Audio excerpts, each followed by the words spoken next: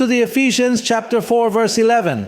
It says, "And he himself gave some to be apostles, some prophets, some evangelists, and some pastors and teachers for the equipping of the saints for the work of ministry, for the edifying of the body of Christ, till we all come to the unity of the faith and of the knowledge of the Son of God, to a perfect man, to the measure of the stature of the fullness of Christ." There is a detail here. This lends itself to, because it says there, he himself constituted some apostles. It is in plural. That is why some blessed people around the world, they say, Jose Luis is not the only apostle. Because as it says there, apostles, does not say apostle.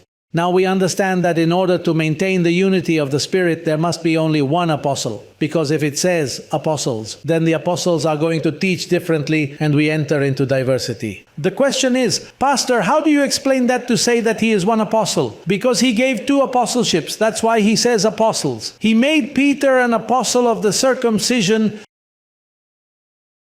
and Paul an apostle of the uncircumcision.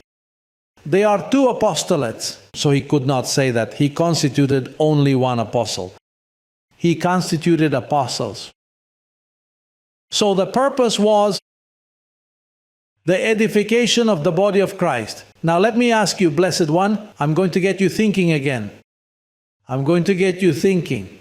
If he constituted the apostolate of the uncircumcision to build up the body of Christ, and the one doing that work was supposed to be Paul and he was killed in Rome, then where was the body of Christ? Peter could not raise the body of Christ because Peter was of the circumcision and the law perfected nothing. He represented the law. In fact, the Mass is a copy of what the Jews did in the desert.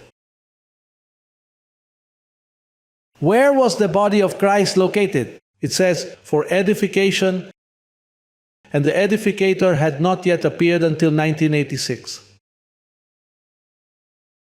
The body of Christ had not existed for 2,000 years. It began when this ministry began. That's when the body of Christ in the church began. That's when it began. The apostolate of grace was hidden. They killed Paul and there it ceased.